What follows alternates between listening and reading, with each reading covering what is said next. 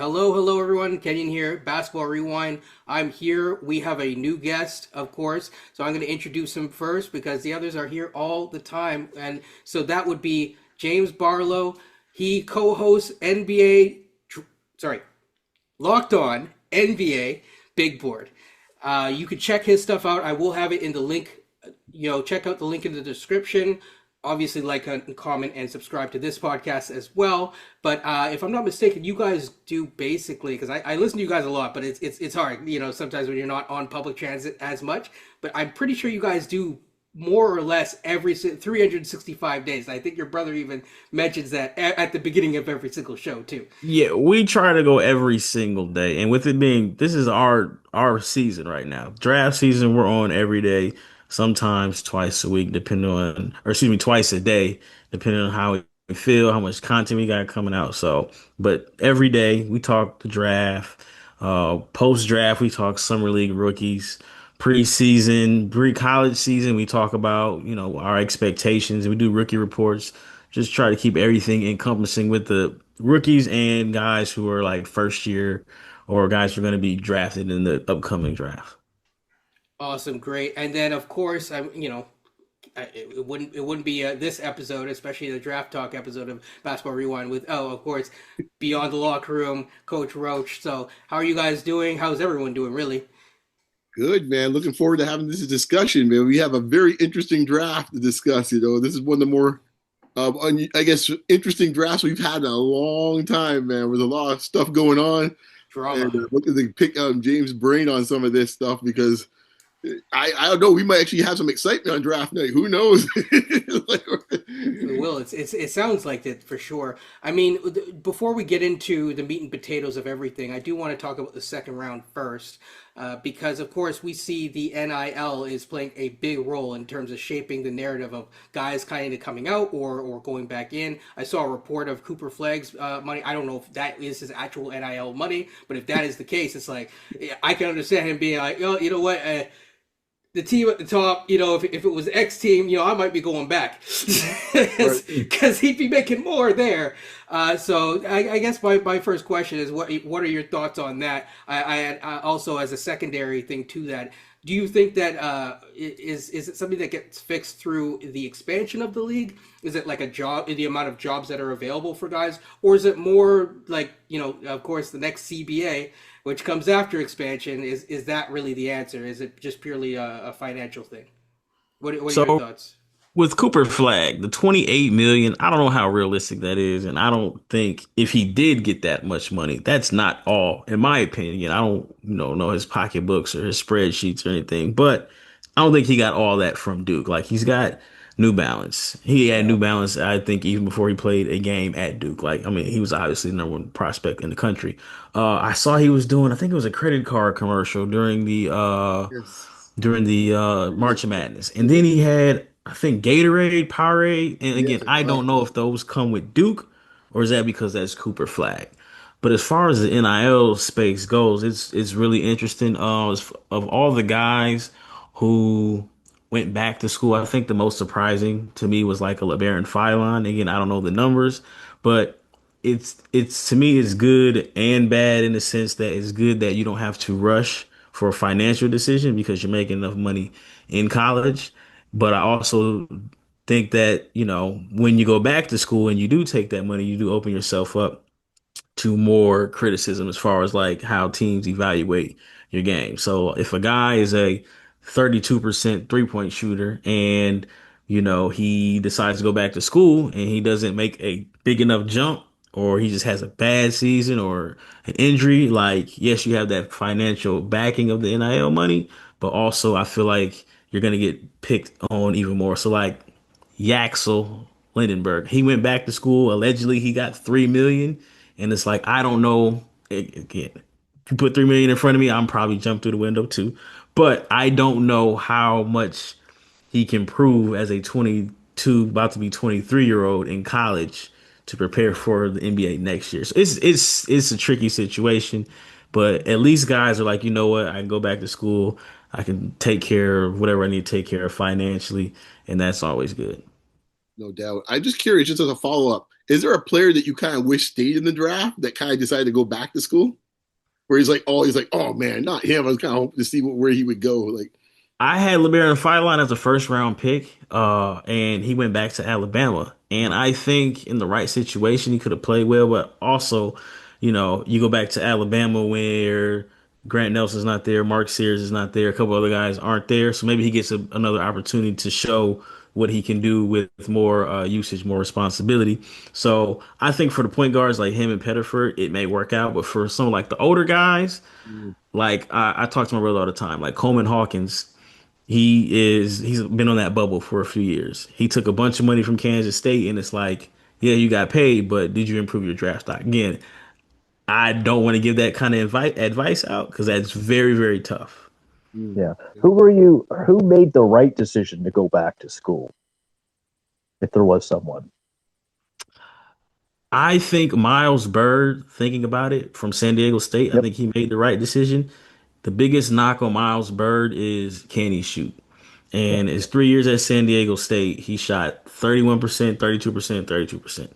So it's like he was probably on the border of, I think he was going to get drafted, but how high you go is you're looking at either a two-way if you're not a top 35 pick, depending on how powerful your agent is.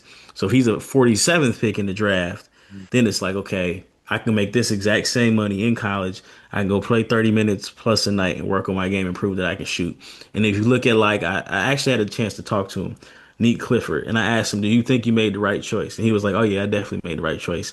For one, I had 2 years of consistent shooting, and I was forced to do more besides be a role because his not his junior year, but his fourth year there, he played with Isaiah, forget his name, point guard for, I want to call him Isaiah Evans. It's not Isaiah Evans, but he played point guard at Colorado State. He was on a two-way for the Heat. But now when he left, Neat Clifford had more ball handling responsibility. And now Neat Clifford looks like a top 20 pick. So it worked out for him. I just think it's a case by case thing for guys.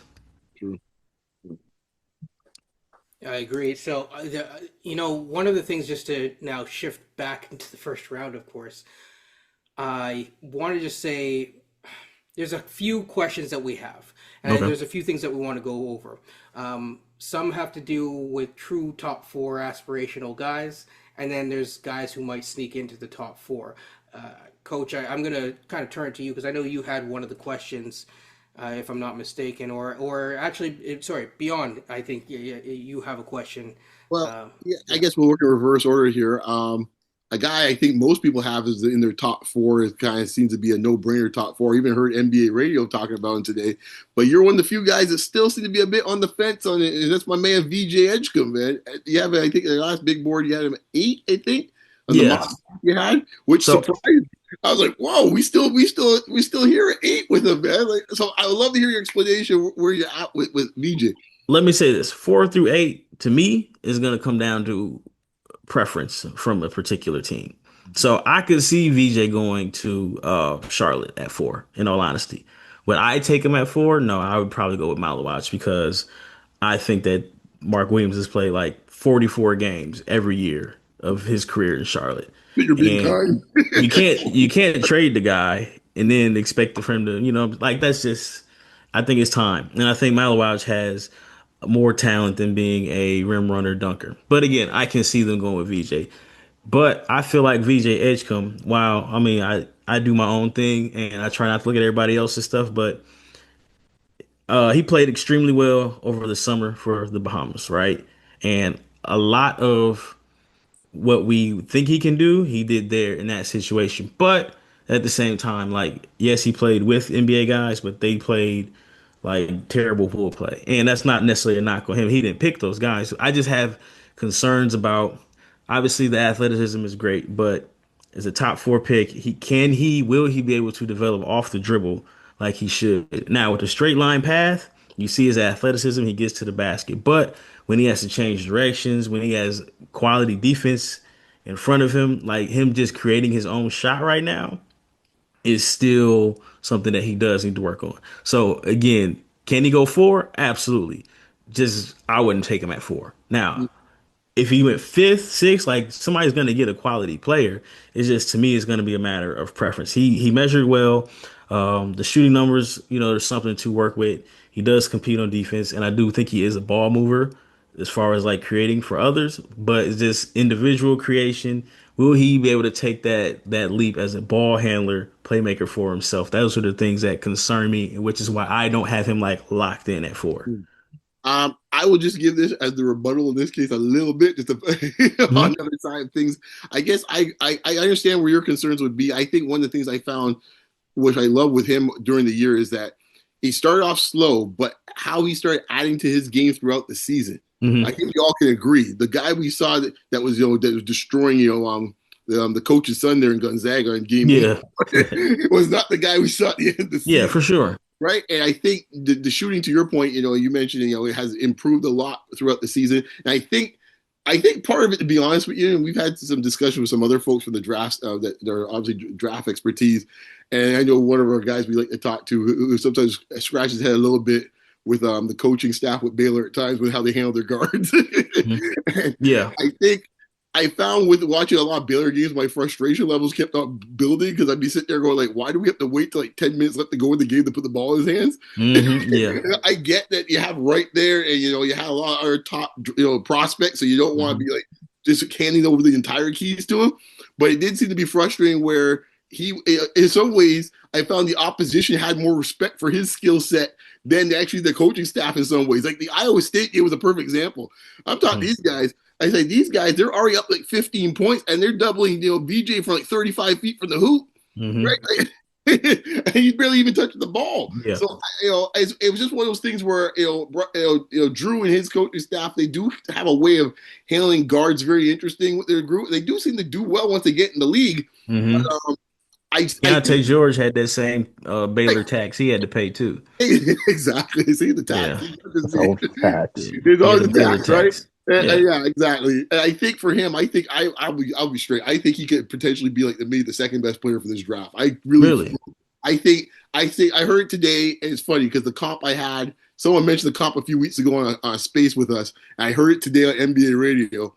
The floor for him could be Oladipo. Someone mentioned that in jest. They said if the floor is Oladipo, I think you got a pretty damn good player if the floor is Oladipo. Yeah. Now, obviously, the ceiling would be Mr. Wade if it turns out that way. Right? Yeah. Now, I don't know where you'd be, but if your floor is Oladipo, that's one damn good player. Yeah. Yeah. I like his talent. He did get better. Like he had a terrible start to the season. And, it seemed like when Baylor played the better competition, he didn't play well. But as the conference play came along, he got better. And I think they had an injury in the backcourt where he went from playing, I guess, the 3 to the 2. He did improve. But again, it's just still as athletic as he is, he was like a sub 52% shooter at the rim. And again, you can work on that. Some of that is touch, some of that is understanding. I can't dunk on everybody.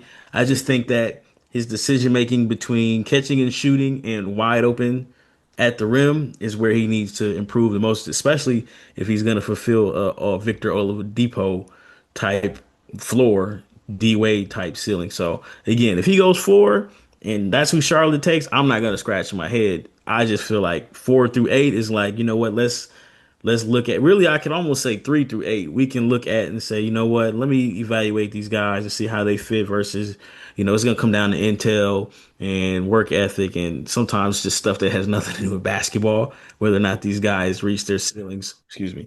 Yeah. No, I think Charlotte is a wild card. I think it's funny you mentioned that because we've been debating if Charlotte's going to take a center or Charlotte's going to go with the guard.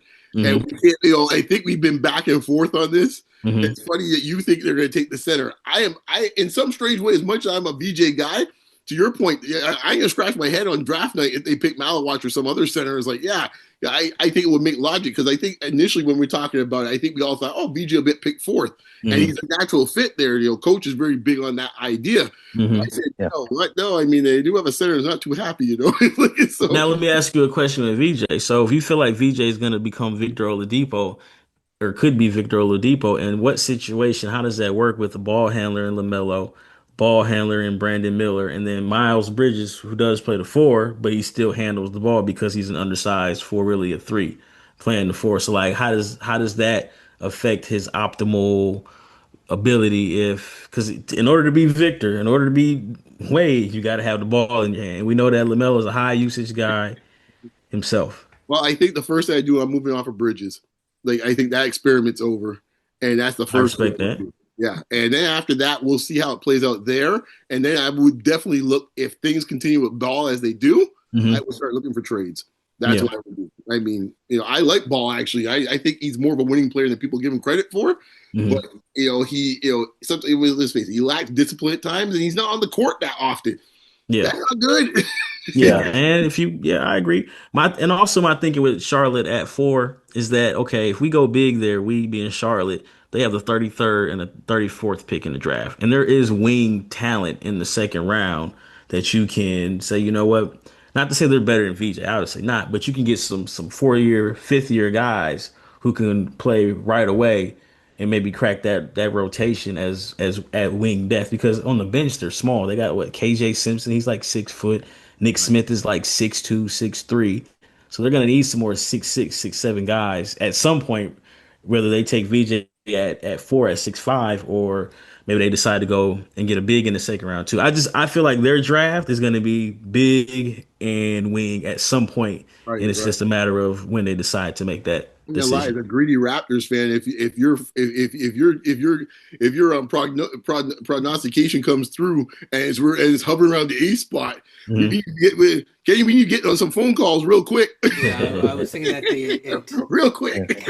I was thinking that the entire time before I throw it to Coach. It's just like, man, it would have been nice to be because James keeps mentioning that sweet spot 3 through 8. It's I like, man, know. we Yeah, But you just can get a really good guy at 9 too. I agree. I just say options, you man. know, we played Chris Boucher 6 games too much to not, and he's still here and he's wondering why he's still here. Oh, man.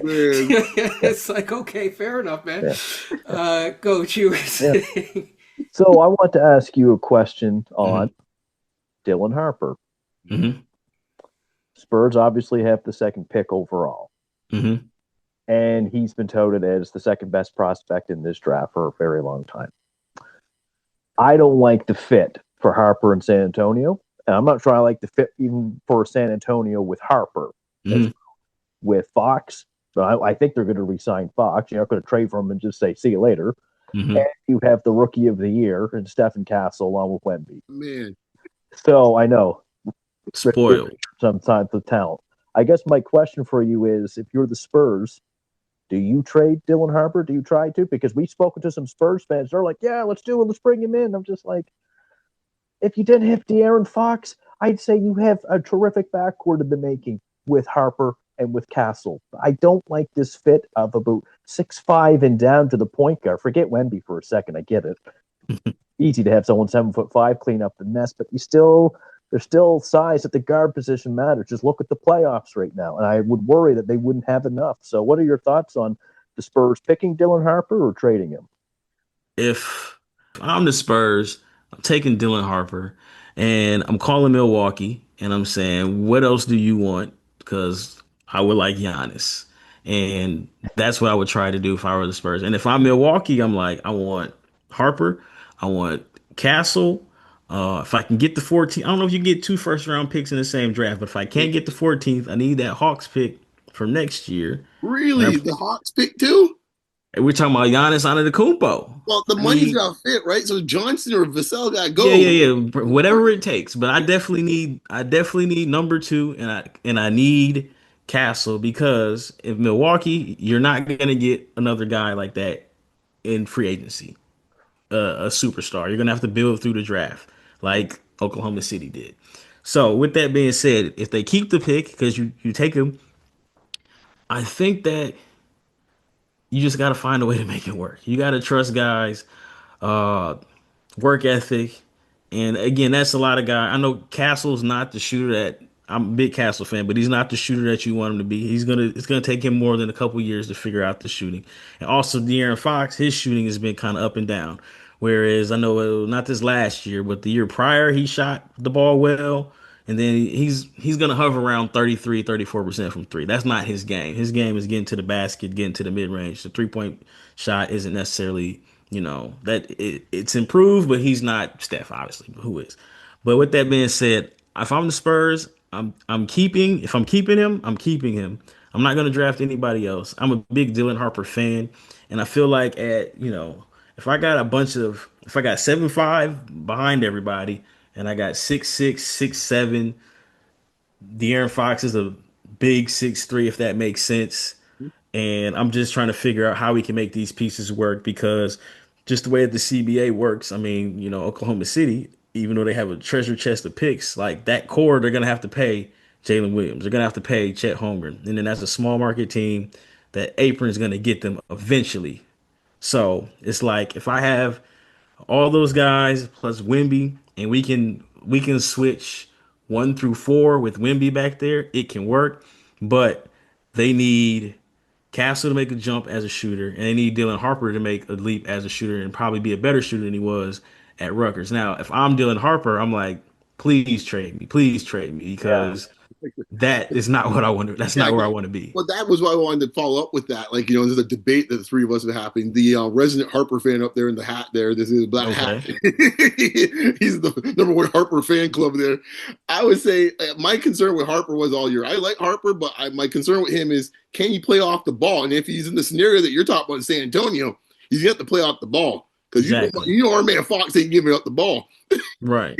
And not even that. I mean, Wemby's gonna handle the ball. He's out there dribbling between his legs like he's 6'7", not closer to seven It seven. drives me So, crazy a little bit sometimes, James. I ain't gonna lie, man. Sometimes I'm old school with that, man. you know, at the beginning of the year, I was like, all right, dude, just yeah. doing too much. And then he just started making shots. And it was like, okay, Yeah, my when you fault. took up 40 something on Christmas Day, it's like, okay, Yeah. I was like, let me my just fault, man. You go ahead and go out there and be an alien. But if I'm Harper, I don't want to be there. But also, I understand that you can be in a situation where you guys can be really good. But at the same time, I don't know, man. San Antonio's different. It's different because let's say Harper turns out to be really good sooner than later, right? And then you got 27-year-old De'Aaron Fox, but then you got 22-year-old Wemby, 21-year-old Castle, and then you got 20-year-old Dylan Harper, and you want to like clear cap space to build around them. It's just gonna be interesting. I don't know. I would definitely call Milwaukee and say, how can we make this work? Because it works for that, both sides. that money scenario tells me Jeremy Sohan better find a new place to go. Yeah, yeah. I think if I'm Devin Vassell and Keldon Johnson, Yeah. hey, let me go ahead and start pre-packing because somebody's got to go. You're saying they're renting, not Yeah, buying. yeah, yeah, for sure. One more follow up question to that, Kenyon. James, on a scale of 1 to 10 on draft night, with Mhm. 10 being the highest and 1 being the lowest, how shocked would you be if they selected Ace Bailey? 10, Yeah. I'd be extremely shocked. I think they would reach for somebody else than Ace Bailey, to be honest The with you. Oh, reason I'm asking that question, I had a conversation with someone who used to play in the NBA, Mhm. and he wants them. He said, "Take Ace." I said, "Really?" Harper looks like they're going number 2. He said, "Trust the Spurs developmental staff with him. You need a big wing at some point who can score." And I'm like, Mhm. I see your reasoning behind that, but from what you hear, it's like, yeah, I don't know if you want to take Ace number 2. But you know what?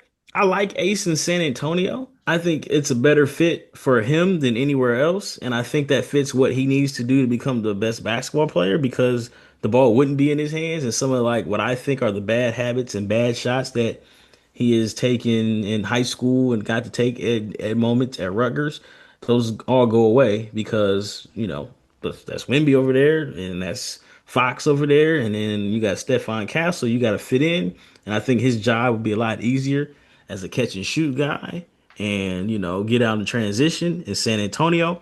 But I don't know if they would reach for him at 2. Now, again, if they were picking elsewhere, I think they would do it. But I think San Antonio they're the type of team that's like, you know what, we'll take the best player. And yes, we have a reputation of having a great developmental system. And we can turn a Dylan Harper who shot like 60 something percent in the paint as a guard. We can turn him. We know he has good touch because, those are good. Those are touch indicators. We can turn him into somebody who's more toolsy instead of him having been like a ball dominant guard because we got other guys who can handle the ball too. All right. I mean, like, To me, being a Harper fan, I don't like the fit. I think Stephen Castle himself has said, I see myself as a point guard. Obviously, they got Fox. I feel like if I was the Spurs, if they had a DeLorean, right, they could hop in it. Mhm. They might not make that Fox move. Now, I've heard people suggest that they just trade Fox for Giannis. I don't think that makes a lot of sense because number one, in terms of the agent side of things, it ain't a good look to do that, right? Mhm. It's not a good look to bring a guy in and then ship him out like the next day. The other thing too is that from a Giannis perspective, he doesn't want to wait and see. Yeah. Like he's ready to go, right? So if he's leaving Milwaukee, it's going to be to win. It's not going to be what you are not on Wemby's timeline. Y'all are on my timeline. Yeah. So, I think yeah. if I'm Castle and Harper, I mean, I try to think basketball and outside of basketball. Mm, Wemby, we know he's gonna get that max slot during yes. his time, right? But the way that the new CBA is, a team may not want to pay three guys. They may only pay two to Yep. keep the flexibility. Everybody's not gonna take that Jalen Brunson haircut. I wouldn't take it for sure, because you can't go buy a championship with that money, unfortunately. So if I'm Castle, hey, let it be me. Let me be the one that's gone because if he's the one in Milwaukee and he has all the usage in the world, I think he's a future All-Star at some point. I'm a really big believer in his game, and like I just feel like that it makes too much sense on both sides. Milwaukee needs a blow up regardless, and what's a better place to have assets where you can get a built-in rookie of the year, and then you get the number 2 pick. You got your backcourt of the future for the next 5-7 years. Sells tickets too, which is at the end of the day, Yeah, regardless of anything else, and the East is wide open too. the East is open. But also, you got to sell. You got to put butts in seats, man. Exactly. And if let's say they only decide to say Jeremy Sohan, they ain't putting no butts in seats compared Nah. to no disrespect. I to the feel man, like I'm just Castle is saying. the baseline. You got to have the Yes. because you can sell the fan base. You know what? This guy's the rookie of the year. You play his highlight dunk tape or he's dunking the ball with all the anger in the world. Like we can get behind that. The Deer District is not that old. Like Milwaukee, like Giannis just built Milwaukee in 2021. Like that was all him. So they got to keep that up. For I sure. think Dink makes a great point as far as we and think it from the player's perspective, from on top of the draft picks perspectives. I think most of the top draft picks, if they had to choose which team they don't want to be on, Mhm. because everyone's got different agendas, right? We're thinking of what's the team's going to be like for a championship. If you're a 19-year-old or 18-year-old, 20-year-old, and you try to make your name, you ain't trying to go to San Antonio right now. So You know what's even worse? And I've talked to an agent, and it's the guy who's probably gonna go in the top 10. He said, if Oklahoma City calls, I'm not picking up the that's phone. another perfect example. Exactly. He's absolutely right. No, Because yeah, he is right. in some ways, between Philadelphia and San Antonio, you kind of want Philadelphia because you can see the end is nigh. Let's Yes, put it that way. very much so. Well, I With mean, the two guys they got left. So you can say, I just got to wait this out for a year or two, and I can be running things. If you Yeah. want to say, you're already at least one banana, if not to your point, our man Castle, you're 2 bananas behind. And Yeah. and you got Fox, which as we said before, Fox ain't playing second fiddle to nobody. So I'm sitting there going like, why would I be Ace Bailey or Dylan Harper and say, please, my agent, I want to be in San Antonio? For that purpose alone, from the Spurs perspective, it might just be good to trade the pick because no, as at least with Philadelphia, Embiid's one more, I ain't You're gonna Embiid get 40 games where he's gonna be on the sidelines. guaranteed. And Paul George looks like the fossil of Paul George right now at this point. Exactly. So it's like you're ready to go. So you're right. I didn't really think of it from the player's perspective. It's like, what? San Antonio's the last place of all those top teams I want to be part of right now. So the other thing too is I've seen mock drafts just about the OKC factor. I've seen some taking, say for example, Yegor, and I'm like, but they just had Topic. I'm not. This dude I'm trying ain't to even figure out play another yet. reason. I'm not going to Oklahoma, especially because you got to think He's just these I'm not guys. going. These guys that Oklahoma City, who's probably gonna draft, they need work. Yeah. Like Topic last year, he's not a shooter. No. And you're not gonna get opportunities to shoot the basketball in Oklahoma City because Shea doesn't get hurt. They blow everybody out. Yep. And I mean, like, I was a big AJ Mitchell fan last year, and Yeah. I know he got hurt, but if AJ Mitchell had like he had all rookie level talent. Mhm. Had he been in Utah, he probably averages 14. Right. But it's hard to crack that rotation. Let me It's see. If they funny. take Yegor, he can't shoot. He's not gonna get an opportunity to prove that he can shoot. No. OKC No. reminds me of how baseball teams draft, right? They Yeah. draft the guy, they stash him for like 3 years. You see it in the minor leagues. It's like, okay, he'll show up in 3 years' time. It's like, oh yeah, I remember that guy. We still wait for Usman Jang for them to play There we him. go. There's another one. He barely Usman Jang will not be an Oklahoma City Thunderer Much No. longer. in a few weeks. I So can he tell you too that is much for leasing. sure. Is what you're saying. Yeah, but I'm just saying he was a highly touted Yeah. prospect in terms of like raw ability, and he Mhm. never got a chance to play in OKC, quite frankly. And you can't get better if you don't play. No. Contrary to, I just want to put this out there because I had a debate the other day with someone. Contrary to popular belief, yes, we talk about practice versus we not talk about practice. So yeah, Oh, man. Yeah. hey man, he spoke truth to power in some ways. It always does. Man. What I will say is just a couple of things just to round out that I do think that it is important. People don't really think about that element of it. I think a lot of people think of it almost like 2K, and it's like, no, there's a human component to all this. Like there's also like, you know, guys trying to get paid, guys trying to make their name, Yep. you know, et cetera, et cetera. So I think that there is that aspect. Just to move along though to, you know, our overall favorite team here, which is Raptors, and that kind of range into the back half. We've had some lively debates. One of the more recent debates that we had was, of course, Carter Bryant and Noah saying, I'm a Noah man myself, so I do appreciate the board, sir. But you know, Carter Bryant has made some headways. You know, of course, this time of year, there's a lot of people. Even I think I saw Cedric Coward moving up. There's guys moving all over, of course. So to me, this is how I've set it up. Is number one. There's question marks for both of them, of course. For Noah, the question mark is more about like, okay, personally, I see him more. I'm not saying he's the same type of player, but the skill set looks more refined than Bilal at the same time of the year. However, I don't know how the league is compared to Bilal and Wemby's league. At the flip side, so he's a bit of a mystery box, they say. And I always, you know, the Simpsons, you know, I like, you know, get the box, not the washer, the box. But at the same time, there's Carter Bryant. Now, there's some debate that we've had about, you know, the type of athlete he is. He is definitely an athlete, a fluid athlete. I don't think he's the most powerful athlete if you compare him to some of the guys he's getting compared to. But I do think he is a very fluid athlete. However, he's shown a little bit of limited creation upside. I think synergy has it like 0. But he also did like 9 pick and roll ball handling possessions for the entire year. Now, both players, interestingly enough, came off the bench in their respective leagues, if I'm not mistaken. Please correct me if I'm wrong. But I guess my question is, that's kind of the debate that we're having of those two, and whether it be just in general or for the Raptors. What is your thoughts?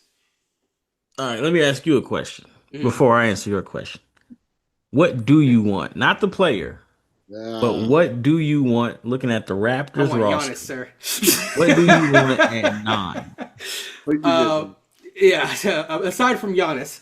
Aside from Giannis. Yeah. But what do you want at 9? Do you want, can I interest you in a common Malowouch at 9? So my personal, these guys give their own top 3, but if I'm narrowing my big board at that point, there's like 3 guys that I have, and it's kind of like it goes Noah, Malowouch, and then Kasparis for 3 different reasons. 3 different players, 3 different positions, but 3 different reasons. For me, number one, I look at Kasparis.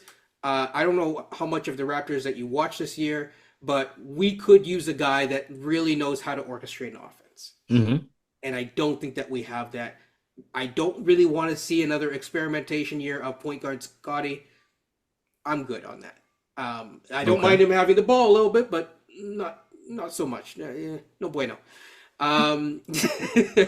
You know, if I'm looking at so that's where Kasparis comes in. I think also Mm, we don't have the right center for him, but like his craft, I think has been really impressive. I do one of the things that I think translates over is actually the free throw rate numbers, the hmm amount of time that he's able to get to the line. I think he is 0% assisted buckets in the mid range and yet scored at a 33% level. Sounds low, but that's all him.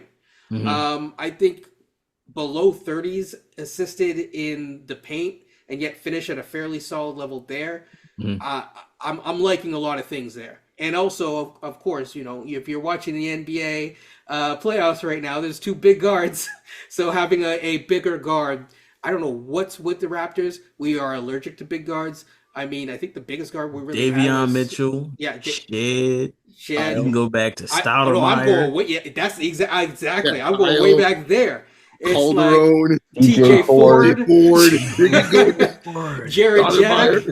You You can know, Jack. Yeah, I think the last big guard you had was like Alvin Williams. yes, yeah, Yeah. yeah, yeah, 6'5", yeah. like Actually, Alvin yeah. Williams. Yep. So Yeah. I mean, I guess you could technically say Jalen Rose for a minute, Yeah, he played kind close of, to but not It really. He didn't worked out really with play. Lowry though, as far as a small guard. It did, it. but But I want to size up. I You know, understand. so you know, I want the remix. I So understand. you know, that's where I'm at. In terms of the other two, I'll keep it a little quicker for those.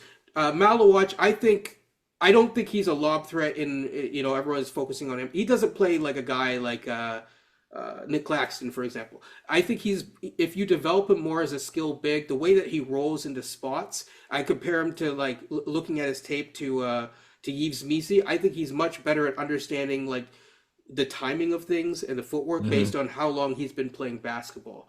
hmm I think as a fluid mover, I think there's something there. He is not like I know people like to use the switchable. He's not switchable, but I think he could do a bit more than like just drop coverage. hmm And I think when you know, I don't think he's quite all defense level like some people want to give him the shine. I think the voters agree with me. But when you hmm have someone like a Scottie Barnes, who again I don't think he's Cooper Flag, but I do hmm think that he can do something on the defensive end to clean up messes. I think now you're creating a familiar environment for a guy like Malawatch to kind of thrive in. The other guy, who was the other guy? Oh, Noah. The finishing numbers around the rim. I again the mystery box element. I think that he probably has of the three the highest upside. Especially, I don't know how long this coach is going to be around for. I don't mean it. However, if Darko fans out there, sorry, but look, I'm looking at guys who can survive the next regime change hmm potentially. And those are three guys that I think that fit that kind of element in different ways. So in my dream scenario for Toronto, I've watched a handful of Toronto games. Um, my condolences. Man, I love basketball, man, and you know You really do.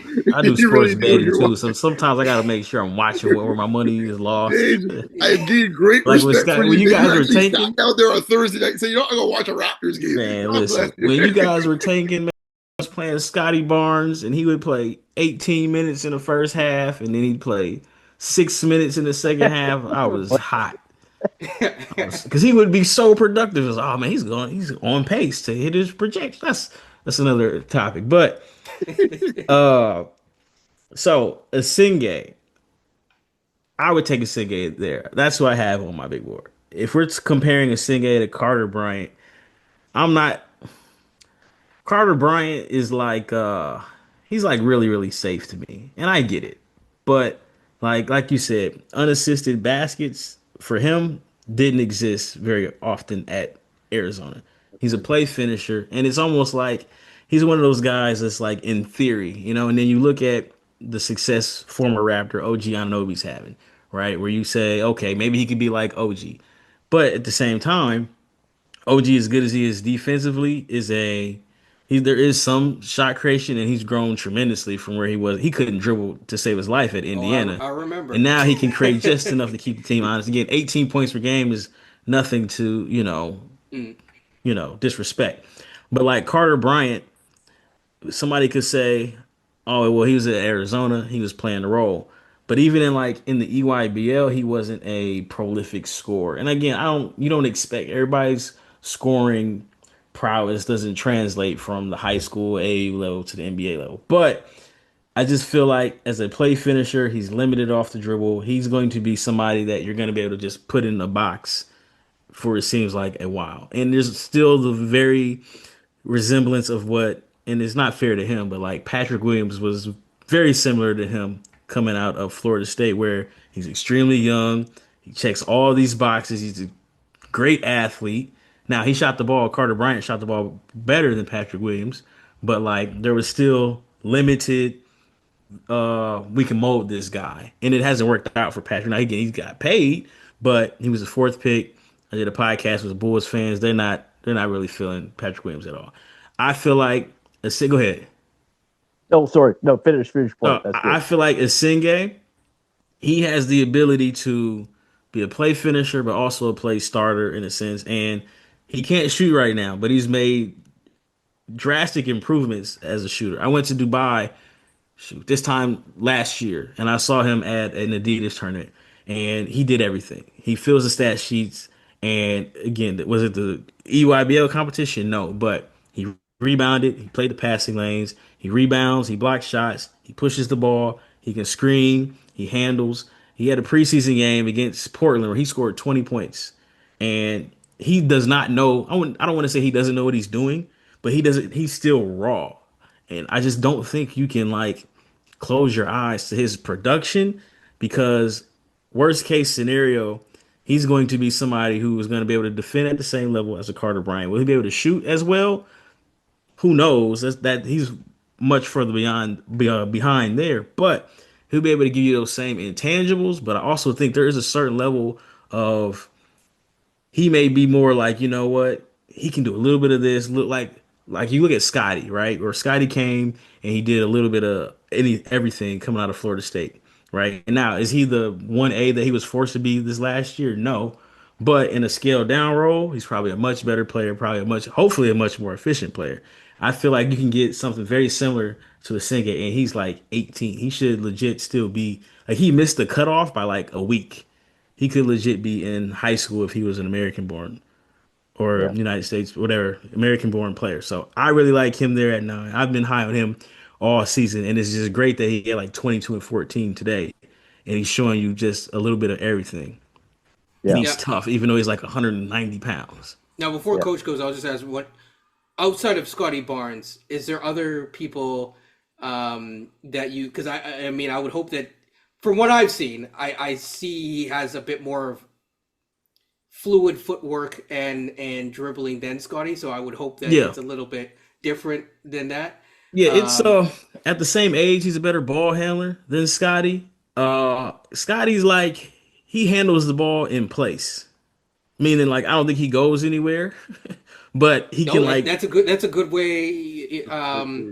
good way of saying it yeah. actually. It's like it looks like it takes a lot of moves for him to get to the basket, whereas Noah is just more. I guess his strides are bigger, which means he's going to get there in less dribbles. The dribble isn't as fancy, but what's a fancy dribble if you're not going anywhere? I don't care if you just dribble in place. Well, But I yeah. really like Noah, and I think he's the type of mold of clay where it's like, you know what? His floor is, I think, really high because he can be a play finisher, and he's 6'10". I last saw him, he looked like he's a kid in every sense of the way. Where Carter Bryant, he's physically developed, he's athletic. Again, he does a lot of things well. This is not me like hating on him. I just feel like he hasn't shown me enough to be a top 10 pick, and I feel like he's really, really safe. And again, it's not my money. I get that. But at 9, I think you can go with an upside play, And Yeah. especially if you guys don't like RJ Barrett. And I'll also say, just in turn, well, I can't speak to us, but I know that our Blue Jays touted him a little bit more than the actual basketball team. So I'll just leave that there. In terms of the fluidity of movement, or I should say efficiency of movement, that you were Yes, kind of that's speaking the to. word. Honestly, that's why I love Casey Wallace. Like, was it? I feel like the years are going by so fast. 2 years ago, like man, Casey Wallace, the way that he would just like it wasn't like the fanciest. He's not like Jeremiah Fears with the ball. Right. But like every single stride and movement was with purpose and was moving somewhere. I compared him almost like to a mini Kawhi at the time, because it's like Kawhi doesn't. I mean, he's got a lot better, but Kawhi even as a Raptor didn't have the fanciest handle. But he used his strength, his lower body, his hips to move guys out of the way and get two spots. But yeah, Coach, you were going to say something. Well, I just wanted to answer your original question, James, about what am I looking for at 9? Length. For one, this team, here's my thought process around this. If I am the front office and I believe my current core of Scottie, Brandon Ingram, RJ Barrett, and Grady Dick, Malawach is probably your guy. He's right. Center, right? Now, if I'm looking to swing for the fence, maybe it's Noah Essengue. Just like what you said, 22 and 14 today. I believe I heard your brother say on the Locked On with John Woodley about the tournament that you guys went to see and how he was so much activity that he was doing. Like, he's raw, he's young and stuff like that. So there is that kind of narrative where it looks pretty good for him. Sorry, he's raw and young, but I still think he can contribute right away. Yeah, because of his activity. Because of his activity. Yeah, he's not like raw where like, oh man, he can't play at all. This is 2 years away. He's a years away from where he could be, but he's going to be somebody where offensive rebound, timely cut. He's going to play the passing lane. We know he's going to get fouled. He always gets fouled. So it's like he can contribute. I say this because somebody in the comments is like, because I mentioned on the notes of my mock, he's raw. And he's not 100% ready, but he's 18. He's 18, and you saw what Mobo can do in the time frame that he played, right? But imagine that's an 18-year-old with more talent than him. Yeah. Well, this is my next part. I'm going to play with the devil's advocate. Okay. From a Raptors perspective, we have a lot of forwards who can't shoot. Correct. That's me. You don't have to play devil's advocate. Just put me. This is No. Continue, Coach. No, but we have a lot of forwards right now who need to work on their jump shot. And there's another thing too. The rebuild here in Toronto is over with. This team is looking to get in next year. So there is an argument for your, like you said earlier, I know you didn't mean anything by it, but the safe pick of Carter Bryant. Carter Bryant, who might remind some of OG Anunoby. Well, Asai, that was like a son almost that he had to trade. So I do see the idea of why there is an idea of wanting Carter Bryant for that skill set. The combine helps him. The interview process seemed to help him as well. But those are the three that I'm looking at. I'm personally fine with either of the three because I get either of the three. But I know Beyond, he's got something to say about this too. You were going down the path in this case here that I was about to say, because if we're speaking about the Raptors, the last thing I want to sit down here and watch. See, James has the ability to watch other teams in this case here. I got to sit for 82 games and watch this. I don't want to watch one more forward of 6'8", 6'9", 6'10" that is learning to shoot on my time. I don't have the time. I ain't getting any younger. I don't want to see that anymore, man. So I'm sorry. I'm sure Noah's a nice young man. I'm sure if you can put him on the right team that actually has proper coaching and scouting that can help him get there. But if I see one power forward or one wing player that actually learn how to shoot on this team, that would be the first one that I've seen in the last 3 years. I don't want that for this kid. But I don't want that for him. So Carter Bryant's my guy. I like the size. He can play about 3 positions from a defensive standpoint and guard. In this case, he's getting the right thing. I think there's a lot more sitting underneath there than we see, because God bless it, we're Tar Heel fans. And one thing our man Caleb Love likes to do is shoot. And let me tell you something, you're playing with him, you ain't seeing the ball, and you throwing Lewis too, you ain't getting no run. I'm sorry. So the kid has to stay on the court somehow. I'll play defense and shoot threes, coach. All right, son, get in there. When you get to actually the least take it off him, he actually gets an opportunity to shoot something besides 3-point shots, I think you might see something. He too is only about 18 years old, and he comes from a background with a coach's son. Them boys work, okay? I never seen anyone that has a coach's son that does not work. Coach's daughter that does not work. That'll be the first one I ever seen that does not put in that work. So please, Malawach, Bryant, Even my man Newell, someone that knows how to shoot and has a refined game that I don't have to worry about. In this case, like, oh Lord, we're teaching him how to shoot or dribble for the first time in his life. I don't want that no more.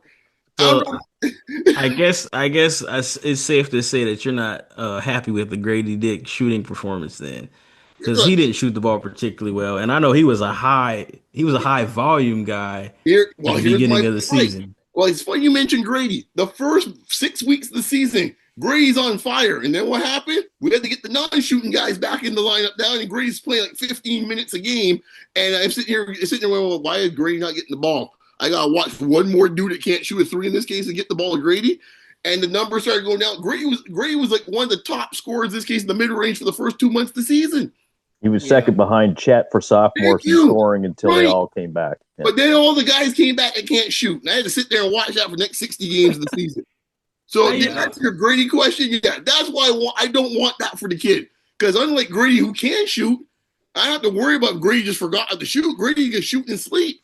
You know, this kid's now learning to figure out to shoot. And then you can tell him he's going to get sporadically 12, 15 minutes a night where he's just getting some offensive rebounding? Nah. And when you told me he's like Scottie, well, I was ready to walk out the door. I knew when he mentioned Scottie, I was like, oh Lord. It's I didn't know Scottie's he's miscast, man. He's in the role that he's not supposed to be. Someone needs to tell him that. Exactly. I'm looking for someone. Hey, the coach told him he was the future face of the league 2 seasons ago. What do you think he's gonna do? I'm gonna go out there and dribble him in place like Julian Newman. The coach gave me all the confidence in the world. This is the crux of the issue. You're right in the heart of things. I get it. That makes sense. But I will say this, just to defend Noah a little bit.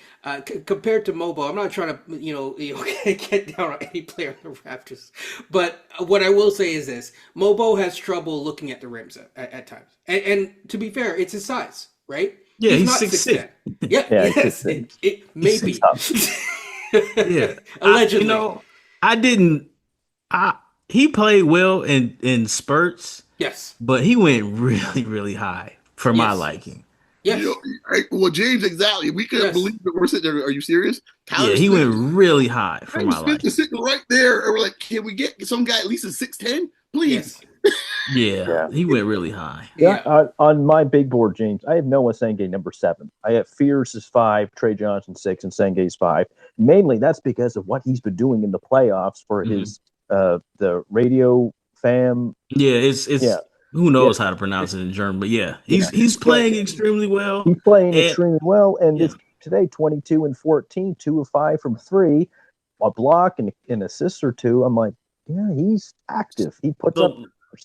Let me ask you guys a question. Now, the East is weaker. They got a lot of money. I think it's like 180 million. I did try to do some research. It's 180 million American dollars going out to guys. What do you want the team to do? Because as a draft guy, this is what I do. 2026 is better than 2025 draft. But what do you guys want the team to do? How you explain something to you, James, right off the top here so you understand how Raptors land works? Oh, man. What we like to do in the draft is we like to run towards the weaker drafts and run away from the stronger drafts. That's what we like to do. So in 2026 being as good a draft it is, we now want to go for the playoffs now. This is what we want to do. And that's why I think, I'm saying, hey, I look at the salaries. RJ's contract isn't terrible. It's movable. You traded for Ingram. I don't know why, but you did it.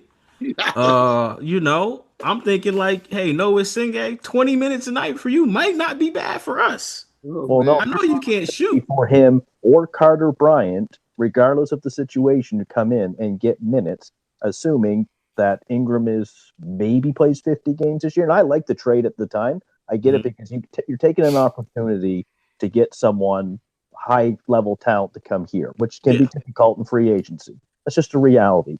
But if you're going to take a swing at 9,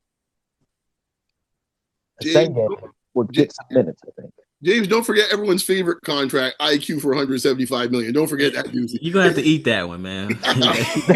You're not gonna be able to move. You know how much I wait for expansion. That is the only thing I said that's gonna save us. You're gonna put him in the expansion portal. You play for the Las Vegas. You're assuming that someone takes that contract. Yeah, but I feel like 2026 is where you want to be because that top three, though, the one, two, three should be franchise players. And the last time one, two, three were all franchise players, that sounds like was that the Chris Webber draft? I thought it No, was no, the no. I'm LeBron sorry. I'm draft. sorry. It should have been the LeBron draft, Yeah. but they took Darko. But yeah, I think that's that. Okay, forget. Yeah, thank you, Detroit. They should have taken, yeah, but I feel like 2026 is where you want to be like, hey, this is if you think tanking was bad this year, I think it's gonna be even worse. So to give you some background, our coach, our GM, Mhm. and president of basketball operations, all at different times over the past 365 days, multiple times have said that the next two drafts, ergo 2025 and 2026, this is before Brandon Ingram, Mhm. are the drafts. They are better than Mhm. last year's draft, which we didn't even have control of our own pick. These are the drafts. These are Mhm. the drafts that we should be targeting and getting players, and they are much better than this current draft. Fair enough. Then all of a sudden, Brandon Ingram You steps trade in, for, you trade for Brandon Ingram, and and I'm Brandon like, Ingram is too good yeah, I'm to like, wait a minute, put you in that spot. what just happened here? And we can't So figure out the take properly. we can't figure out how to say properly. No, James, for months we just kept saying rebuild, rebuild, rebuild. This is what we kept hearing. Okay, Yeah. we get it. And then came the end of January, first part of February. We're trading for Brandon Ingram. We're like, what? Yeah, listen, it's no. I like Brad Ingram. It's just I like him you yourself said as an outside observer, you're like, what's going on here? Yeah. So It looked like you guys were all in. Like I said, man, I was betting on guys and they were playing 22 minutes, and I was like, okay, I see what they're trying to do here. Then they trade for Ingram. is all of a And sudden you're rebuilding the house, and all of a sudden you say, well, you know what? I'm gonna put this statue right they, here. they always try to drop their fans and this So- management team. They don't want to take their Buckleys, man. They don't want they don't want to take the Buckleys, man. They don't want to take the taste of it. They don't want the medicine. It might not taste great, but make you feel better in the long run. But they don't want to take that medicine. Now, I'll say one thing, and then we'll shift over through these questions just to get through, because I feel like I've taken up a lot of your time, James, and Man, I you get me appreciate talking about basketball, man. I forget my family downstairs. So He's got something burning in the Yeah, kitchen. it's right here, the smoke alarm. Yeah. The nice thing is that you've already answered some of the questions, but let's just jump right into it. Someone here is asking multiple questions actually. So this is NC for Change. You already kind of said the Noah Essengue. I'll switch one of his questions a little bit, which is Okay. again the level of the league that he's in versus Bilal's league from when Bilal was a draftee. What is the difference? Number two, 39. Who do you like for the Raptors? And then I know I'm throwing all these all at once, but this is one big comment. You are Masai. Mhm. Kon. These are just the names that he gives. So Kon, Malawach, Queen, Carter, and Noah are all available at 9. Who do you pick? Why? And then finally, and I'm assuming this is from a Masai standpoint, if Ace drops to 5, will you trade to get him? That's assuming that you can trade him. all right. Sorry. Memory's not that good. Ace to 5. Do you trade up Yes. to take him? Mhm. I wouldn't do it. Okay. I like Ace. I think he's good, but I don't know if I would trade up to. I know you need shooting, but I don't know. I think him between him, Ingram, and RJ Barrett, that's a lot of like tough shots. And I do think Ace on that team doesn't have that same role, but I don't necessarily like that for him or for you guys. I'd rather, I mean, because again, he's going to measure out at 6'8". I feel like a year of, not to say that he's a better player, but Grady, once everything settles, will do what you would want Ace to do. You know what I'm saying? Like, I think you can get, Brady, though. Like I Ace think you can can play get a with big at 9 or somebody you could possibly develop in case you want to ship some of those other wings out. 40, what was the 39th pick? Yeah. 39th pick. You want clearly you need shooting because Beyond really wants shooting at some point. length too. But if you don't take a big there, maybe you can if he falls. I don't know if he will, but Ryan Kalkbrenner out of Creighton Yeah. is really good. He looks like Brooke Lopez at the same age. Now the shooting I said isn't that. there, Yes, That's yes, your comp. yes, my comp. but he doesn't he move exactly like Brooke Yes, Lopez. yeah. He moves exactly like Brooke Lopez, and he's got good free throw shooting indicator. So maybe he is the new Brooke Lopez. But That's for our guy he's Mouth there. the North, man. Yeah, That's for we our have a guy Mouth the friend North. who really like what you just said. Yes. Yeah. As far as a wing that late, I don't know if Chaz Lanier at 39, maybe that's too much of a reach, but he can really shoot the basketball. Chaz Lanier out of Tennessee. He shot the ball really well at North Florida. I'm trying to think. That's second round picks get tricky because those Yes. picks move around so Yes. fast, man. It's like, oh, I'm gonna put this guy here. Oh no, they're not there. There's a lot of agent maneuvering that goes Yeah, on in the exactly. second And round then as it's a well. lot of don't draft me in the Yes. second round because Yes. I mean, And that was but Austin Reeves said, please don't draft me because I'm going to the Lakers and I'm gonna make that team because they don't have any guards that can dribble the ball. Yeah. So second round gets tricky, but I do like Kalkbrenner. Matter of fact, I had him at 38, but I'd have to make some movement on my unreleased second round. Chaz Lanier can shoot the ball. I wouldn't necessarily take Tyrese Proctor that high or Kobe Bryant. Now, question that you go ahead. I'm just curious. One guy we were just wondering about that he seems to be floating all over the place. I really feel for him because he kind of got screwed by the NBA's Dink Pate. Like, where is he sitting in the second round? Yeah. Man, I feel for him, man. Yeah. I really I'm Dink. hoping he gets picked, man. Like, just for the principle of it, I just hope he gets picked. Well, here's the thing with Dink. If I'm being honest, I think Dink is at a war with himself of who he is as a basketball player. Mm. In his mind, because he's played point guard his whole life, he thinks that he's a point guard. And it just hasn't translated the higher he's gotten up. His first year at the Ignite program, he played point guard, but like in full court in transition, he's a point guard. He can make plays. But in the half court, it's too much of a challenge. And so then his next year in Mexico City, he played off the ball and he decided to develop as a scorer. But his jump shot, did Dellavedova play for Toronto? No, No. No. He shoots like Matthew Dellavedova. It's ugly, and I don't care how many shots he makes, you're gonna dare him to shoot because it just doesn't look good. I think he needs to readjust his shooting mechanics to unlock who he is, but also be a playmaking forward, not think point guard. He had opportunities to play point guard at the combine, and because his team had no point guard, and it just didn't look good. So I think he's got to settle in and figure out who he is now. He's 6'8", 6'7", 6'8". He's an athlete. Mhm. When he gets downhill, he can make plays. The jump shot is ugly, but it has improved. So it's not necessarily about looks. I mean, look at Tyrese Halliburton. No teach their kid how to shoot like Tyrese Halliburton. No. But I think there's some mechanical issues in Dink's jump shot that limit his opportunities for makes. But he's talented. I think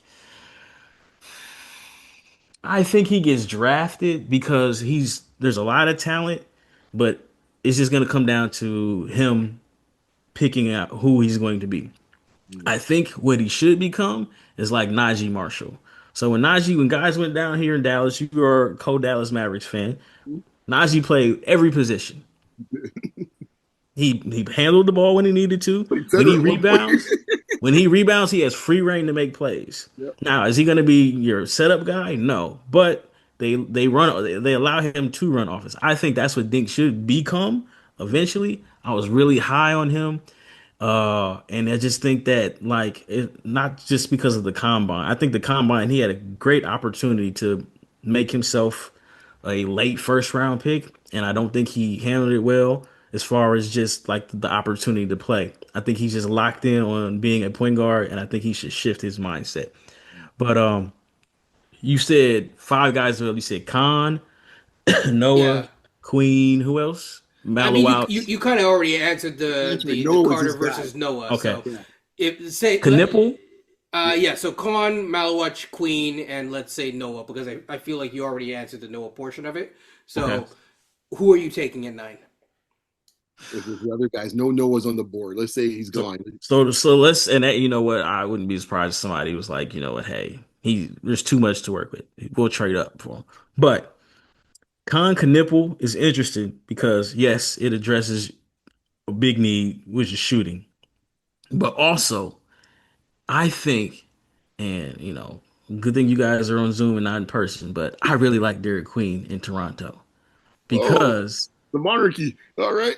I All hail the think queen. I think Derek Queen gives you a different kind of playmaking at the five position, and you would need everybody else to defend at a very high level, right? That's a That problem. that is That's the a problem. problem. And this is okay. So, and hear me out. In theory, this works.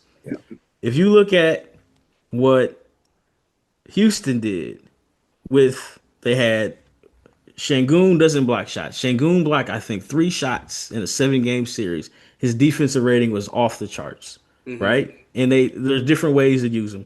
You don't put him in drop every single time. Sometimes he shows. He moves his feet well enough. Again, you know, Golden State was a limited team offensive. There's 2 guys that could create their own shots. So maybe that's not the best example. But when you look at 1 through 4, and they did a good job of moving Şengün around. But 1 through 4, those guys all buy into high level defense. In theory, Toronto, if you have, not quickly because he's gonna be, you know, at 6'1", 6'2", you can only guard so many people. But just defensive tools. RJ Barrett has the tools to be a good defender. If he isn't or not, that's totally different. Brandon Ingram has the tools to be a good defender. Scottie Barnes has the tools to be a good defender. And then I think Queen, even though he's not a shot blocker, he has the IQ and he can move his feet well enough in spurts to be a good enough defender. And on offense, now you got somebody, you got your five who isn't just a dunker, just a screener. Like he can handle the ball. You can run pick and roll action. You can run dribble handoff action with Brandon Ingram. Brandon Ingram is a good playmaker, and you take the ball out of his hands at the top of the key. So now you can go second side action between a 6'10" guy who can pass. You can't switch that because Queen is extremely talented on the block and he can beat guys off the dribble. And I do think at some point he's going to be able to stretch the floor. I really like Queen, but you're probably asking, as a coach with all those guys who should be good defenders who aren't, that's probably not a good spot for, you know what I'm saying? Because it's like, oh, I don't have any hair Well, left. Oh man, I can't though, wait to hear Coach. But offensively, that would be tough. offensively, though, he's the perfect fit probably for our system because we love to play. We've given Pirtle the keys to the city more or less since Darko's been here. He's never had the ball so much in his life. I actually Exactly. would trust Derek Queen in that regard, but the other end of the ball and what's come out with the combine, it's been You know, a little. I've of the three of us around here before you came on, I've been pretty much the biggest Queen fan, but there's some things that's been worried about me. mhm. It's not Queen that I'm worried about. It's him on the Queen on this team that I worry. Yeah. I just don't know about the other pieces. Like we'd have to have like a top 10 defensive team in the league, I think, to absorb someone like Queen with his skill set or Yeah. what he brings defensively. That's my only worry. With It's Queen. a theory play, and like I said, I mean, if you just close your eyes and I told you guys had what 4 guys on the court that were taller than 6'7", that can do a little bit of everything except for shoot apparently, but 4 guys over 6'7", and then you add a 6'10" guy who can create his own offense and pass at a high level, that is something that is Yeah. what other team in the East is built that way. But shooting is just way too important in 2025, and I get that. But I like Queen if everything works out. It's just that's a lot of buy-in from a lot of guys, and I don't know if you can necessarily get that. But Kon Knueppel, he would work. You get a 6'6" guy who can make some plays, who I think can shoot, and he's not. You don't have to worry about him, you know, trying to find his way because he's gonna get it from standing in the corner. But at the same time, it's like it's Grady with better passing. But you'll take that in a sense. Yeah, but I don't think he's as explosive a scorer as Grady could be. No, no, no. And the second problem is he too can't guard his own shadow. No, and he was definitely a product of a very good defensive team Yeah. at Duke, and you know the lane is clogged up, and the ACC was not good. So it's Yeah. like you know you can get away with it. I think in space, Khan is going to and struggle because he's I just mean, not that an Houston athlete. game, man. Houston had him like they had Yeah, crosshairs on him all evening. yeah. And Yeah, and you know, that yeah. made me And nervous but about. if you look at my mock, I have him at 10. Like I know a lot of people are a lot higher on Khan, Yeah, I don't but get it, I but think that the defense end is going to be a huge challenge for him. he seems like the perfect OKC pick. Yeah, but at the same time, you got to defend in OKC. Yeah, exactly. You got to defend. Oh, Folks, can't hear you, you'll Kenyon. hear. But yeah, oh my gosh, the Queen stuff. Oh, I just feel it's such a trap. I was gonna say, do you have to defend in OKC if you really, if you have all those guys? Well, Well, that's what. Yeah, go ahead. yeah, but I mean, their worst defender on the court is like Shea, and he's a good defender. You know, like Yes. everybody else is ball hawks, and they get the foul too because they I have the hear you. reputation. They come in, they set the standard year round, and they're going to play more physical than everybody else. To James' point, though, they really did kind of some ways already had that experiment, and they got rid of him and shipped him to Chicago. Yeah, exactly. Right? So Khan probably doesn't make the cut when you think about it. It's like, Yeah. no, we had this experiment. It's like, And you got to think like the NBA, the playoffs are about hunting mismatches, man. Those 2 minutes It that should can be. kill you. It should be. Because Yeah, well, excuse me. I agree with you. It should be more. I think teams overcomplicate things sometimes. I'm not saying you shouldn't have more ball movement, but it needs to be a balance. Yeah, yeah. And the teams that are able to put those different chess pieces on the board are the ones that are able to I, succeed. I remember seeing they had Ryan, what's my man? Ryan Anderson, 2017, 2018. That's a He caught throwback. Steph Houston Curry on Rockets. 2 possessions, and it was over because that was the difference between winning those games and losing because he was good on offense, but he caught Steph on 2 mismatches. That's 6 points. And against that Golden State team, that might as well be 15 points mhm. because you Yeah. couldn't get down on them. So I'm going to skip Andre's first question because you already answered it in terms of your thoughts on moving IQ. So a lot of Andre's questions are just good luck. really, yeah, okay. Thank you. Yeah, and it's IQ and the number 9 pick to move back. So no, thank you. Where this is not, this is a NBA, this is a business, not a charity. But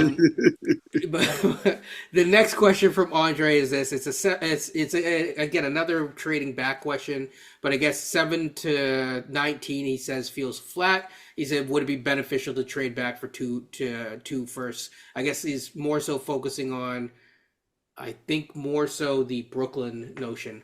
I'll give my thoughts real quick. I just think it's trading back way too far. Brooklyn has what? I think they 20. have 4 19. picks, and they have 19, 26, 27, and Thank you. It's pretty far back. So you're saying Brooklyn gives you 2 which of those picks? picks. So Brooklyn gives you 19 and what? And one of the 26? yeah, let's say that. Yeah, that is kind of far. Okay, so that's so I just want to wrap it through these trade questions because I agree. I don't know if these guys have any thoughts on. Yeah, okay, all right. That's too far. Sorry, Andre. Next question. This is from Carl Ribeiro. Okay, Ribeiro, I think. Ribeiro. Yeah. Okay. Sorry if I'm pronouncing it incorrectly. I know James is lower on the consensus on CMB. Well, CMB talk. Here I- we go. yeah, this is about to start something. I'm curious what James thinks. But I guess he's comparing Scottie Barnes as a prospect from CMB today. Basically, do you think he can offer something similar if he hits his ceiling? This is going to be very interesting. Oh, so they try to give Well, no, because Scottie Barnes at Florida State had a 31% assist percentage as a freshman. Yeah. CMB had, 21%. That's a huge difference. And we're talking about year 2. So I don't think he's going to be as good as Scottie. I don't like this. I think the Draymond thing is not fair to him. There's only going to be one Draymond Green Yeah. in the history of basketball.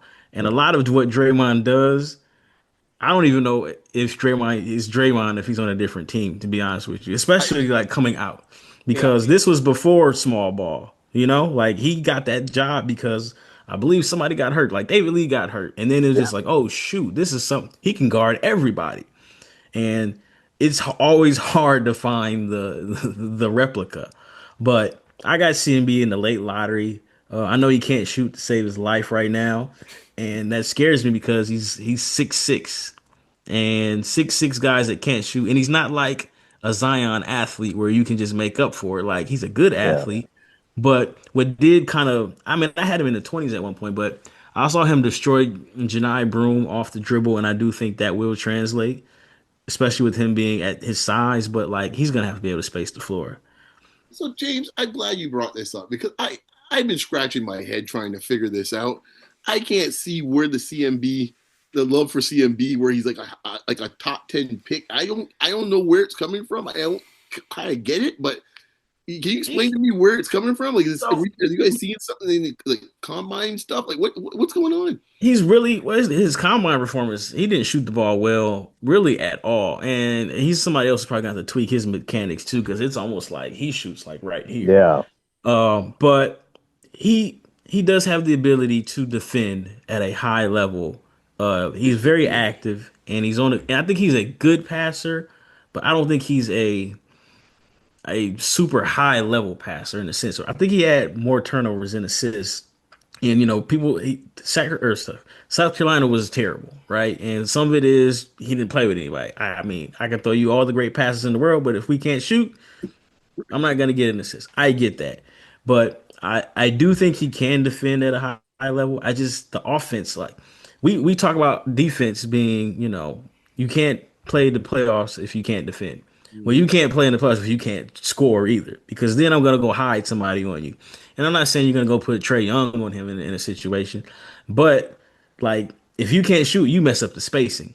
And then as a role man, like at 6'6" at the rim finisher, is he going to be a good enough finisher in space to make up for him not being a great athlete or even a shooter? So again, I 14 to like 20 is where I am on him, just because like the shooting, I think he shot like 8 jumpers last year. Mm-hmm. That's even after a year where they told him to come back to school and shoot jumpers for you to be an NBA player. And again, the coaching staff is probably like, hey man, just play well, you'll be drafted. But his shooting is like a really big red flag for me, especially with his size. Okay. Yeah, I mean, a very similar size, just physically, to Jonathan Mobo.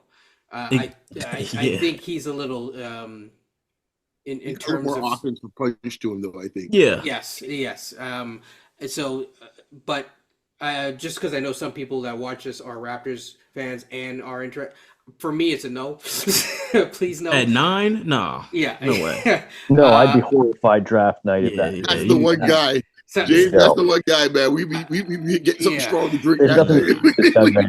I love to see this young man maybe in Oklahoma City, another team to go to Oklahoma City. He can play Yes. defense, he fit in, doesn't have to But score. but here's the thing. Dylan Jones has the same build, some of the same characteristics. He He can't couldn't find see time. the floor. Well, hey man, you know what it is? You know what it is in Oklahoma City? You know the Batman movies where, with the Joker where he puts the little pencil down and he says you basically fight it out for it. This is what OKC is doing. Right? He's gonna fight out for it in He's Tulsa. like, I'll be back. Whoever's out, you get to be my new partner. So it's Please don't. If I'm him, I'm like, no. Let me go back. Find a way to get me out of here. I can't go to Oklahoma City. He's never gonna play. It's Where right. dreams die in OKC. So we'll go through two more quick ones. This one is I think a little bit easier. Basically, who has impressed you the most in terms of growth throughout the season, I guess, and also like, is there how does the growth of someone throughout a season, specifically just one season, factor into your evaluation process? You know And what? one more question after that, the easier question. Cooper Flag had the biggest growth from game 1 to whatever game it was they lost to. And his growth, just not even that, his growth from this time last year to now is incredible. You would have told me I thought he was a play finishing 4 this time last year. he handled the ball a lot at Duke, and his handle isn't nearly as refined as it should be. But he grew, so he went from okay, they're like, oh, they listed him as a shooting guard, whatever that means. But he actually like played guard. Then he couldn't shoot. Then like as soon as he turned 18, he turned into like JJ Redick. He stopped missing shots. So he already had all the defense. He had all the intangibles. He had evolved from a play finisher to a playmaker, and now he's like a legit shooter. There's pictures floating around on Twitter where his elbow was way out here this time last year, and now it's in, and you can see like the drastic change as a shooter, and even as a ball handler. Like I think they lost to Kentucky. Yeah, A couple of those games they lost, he was spinning around in traffic. He stopped doing that. It's yeah. like his I can't think of a guy that I've like, been since I've been scouting is like he fixed that like right away. You know what I'm saying? So I think even though he's a can't miss number one pick, like his growth from day one to where he ended up is crazy. And I said and actually feel I was, talking with my brother about it. But I was like, yo, I think he might be like a Kawhi Leonard type player, not a play finisher, but like somebody where if the handle gets together, he's got that mix of like we had talked about. There's a good mix of bully and efficient dribble with him. Whereas if there's somebody smaller than him, he's not playing any games. I'm not dribbling between my legs 3 times.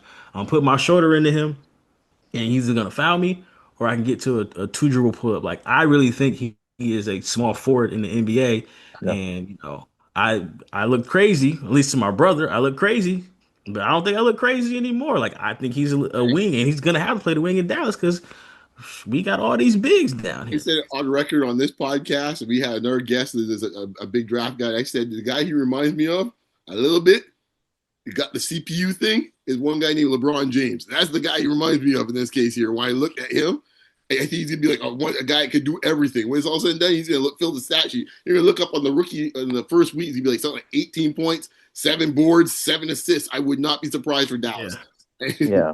For me, he's like a comp between Scottie Pippen and Anthony Davis. Just stuff the Yeah. stat sheet, but do a little bit of everything. I think like he'd be a better shooter than Pippen. It's just that he plays in this time where you have to be a better shooter. Yeah. But just have that toolsy skill set, but efficient like Kawhi Leonard. Like it's hmm he's interesting.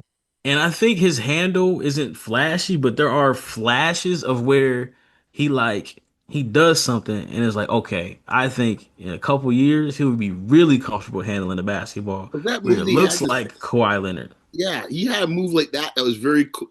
Actually, funny enough, it is very Kawhi like. It's the move in the second half of that Houston game, I think it was, where you put a crossover on a guy on the wing or something like that. Turn around, step back. Yeah. Exactly. I was like, good gosh, the guy was a smaller player and he did it. I was like, oh, snap. I was like, I didn't know he had that in the bag. I'm like, oh my gosh. You know what? I live in Dallas, and maybe, hopefully the black trucks don't pull up to my house, but I almost wish he didn't go to Dallas in a sense that, Hey, no, like, no, hear me out for his sake, like, just responsibility.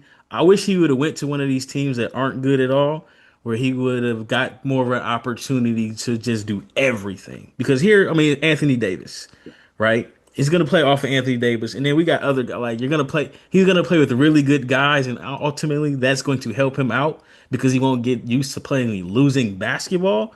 But I think that those traits that he's developed from playing with his homies from Maine on the EYBL circuit, like that translates. That gives you that level of I got to make something happen because those guys aren't D1 players. And exactly. then you James, go to Duke, you're yeah, the best player at 18. exactly. I think the one thing that I would say only hesitate, I agree with you in the principle of it, but I think the one element that actually works out in his favor, sadly to say, is Kyrie probably will not be ready for the And beginning. that's true too, yeah. So he's going to get the ball. He probably will end up being playing point. I would not be surprised. Yeah. You look up in week 2 when he's like kind of like running the point down. Jason Kidd didn't, like I told you, but Najee Marshall is our point guard from I Exactly. think March Marshall to was April. so you told me you hold Cooper Flag Yeah, back? and we don't have a point guard at all. So Yeah. Uh, Final question is just thoughts on Maxine as a. This is by D Lee 43. There we go. In Snyder we trust. Okay, so would love to hear your thoughts about Maxine as a At 9? potential. No, for the Hawks. At 13? I 14? think 14 is their I pick. think they're just outside. Yeah. 13. Oh, Yeah. the French kid from Stanford. Yeah, man. My man. Maxime Rando, At yeah. the beginning of this, I thought he'd be a second round draft pick. He said, keep quiet. And then he started playing too well. Yes. Yeah. You're not gonna get him in Toronto. I know. That dream's done. Maxime in Atlanta. So from what I hear, Atlanta wants a big because Onyeka's like 6'8". And he got better, but he's like 6'8". Capella Been is trying to tell him, man. Capella is his best days are behind him. I could see him at 13, but that would have to mean that you think that he's a much better defender than he was at Stanford. Because if he's not that level defender and you want to play him 24 minutes a game, that means he's going to play next to Trey. Trey Young, I think he improved as a defender, but that ceiling is really, really low on him as a defender because he's 6'1", 170, right? So now we're talking about Trey Young pick and roll with a guy who might not be a shot blocker. That seems like we're going to give up 140 points tonight. I don't care what Dyson Daniels can't guard everybody. So I personally, I like Rasheer Fleming. I think Rasheer Fleming is going to be really good. And if I'm Rasheer Fleming, please give me to Atlanta because I'm going to have the easiest job in the world. Like Trey Young is going to get me 10 points, at least in position to score 10 Where points. will you get minutes though? I mean, between Johnson and Ricochet, like where is he finding? I think Fleming can play the 4 and the 5. Oh, okay. Because he's 6'9", he has a 7'6" wingspan. I think he has the lateral ability to put the ball on the ground. Like I think him and Jalen Johnson next to each other would look like what's the NBA Jam? Like those two dudes with those athletes and Trey throwing them the ball, that would be very tough. Yeah. See, I like him there more than Maxine. I know he's not 7 feet, but he measured out to be physical. He's basically a 7-footer minus, being. I mean, he's 6'9", but he had like a 7'6" wingspan. and this proves our point last year in this case where we went safe in this case, and he still ended up losing his job. You see, he should have picked Sarr, and he wouldn't be in the position now that James is talking about right now. Yeah, that is the player James is describing. You guys wanted Sarr too? Yes. We were here like, why? Sorry, my guys. I don't care if you don't want to be here. I'm taking you. I'm daring you not to show up. Yeah. Right, exactly. And if I'm Sarr, I'm like, yo, that's Trey Young. Right. If I can just catch the ball, I'm going to get 8 points. And like you look at Sarr, he shot 5 threes a game. Why are you shooting 5 threes a game when you're a 31% 3-point shooter? I did try to tell Atlanta fans, they were talking about, Sarr coming off the bench. I was like, for Capella? Bro, I'm just like... I mean, and if he does, he's still going to play 24 minutes. Like, yes. If I'm a play finishing big, please get me to Atlanta. Yeah. Right. Can you imagine they had him last year when Johnson got injured and what it would still look like? That's too much athleticism. Jeez. And he's got tools, and it's like, okay, let's say he, in pick and roll with Trey Young. First of all, he's gonna catch the ball. His hands were shaky last year, but Trey Young doesn't throw bounce passes to anybody. He throws lobs. So you can catch, those are easier to catch than the ones in traffic. And then Jalen Johnson can pass too. So now you got a 4-5 pick and roll. And Jalen Johnson just needs a step inside the 3-point line, and he can dunk everything. Like, I don't get why they didn't want to work out there. And the thing is, he was like, I don't want to play the 5. He ended up playing the 5 in Washington. I don't know how. Yeah. That was our debate, right? The guys here were saying, like, I'm not sure he can play a 5. Say, listen, in this league, in this case here, he'll play the 5. You only got there's 3 guys. Jokic and Embiid. And Embiid ain't around all the time. Exactly. And you might not even see Embiid. That's what I'm saying to you guys all the time, right? Because we have the same debate now with Newell. I say, like, Newell can play center, man. There's no real big guys in the league. And the third center is Towns, and he may shoot 7 threes that night. Right. Yeah, it's true. So he also might drive into your chest 3 times too. Yeah, but you gotta beg him to do that though. That's true. That is true. Well, James, it's been great having you. I feel bad because I don't know if at this point you're hungry because it's been so long. I'm good, man. But yeah, I appreciate you. I also hope that you come back on at some point in the future. Send me a DM. Definitely will. We just talk everything NBA. Obviously, when it's the Olympics, 2028, baby, we will be talking about Olympic hoops. But yeah, Basketball Rewind, this is it. Check out James as well as his brother, Raphael. James, please plug away, and then we are going to give a send-off from there, unless these guys have anything else that they want to say. No, you're good. Coach, you're good. good. NBA Big Board. I am. Got to look at my name because I forget that this is real. It's at Draft Junkie James, and my brother is at Barlowe 500. But you can find us on NBA Big Board on YouTube, wherever you get your podcasts. We're there in on the screens, or we're there in the car. So Yep. I will be leaving all that link description down below. Thank you so much.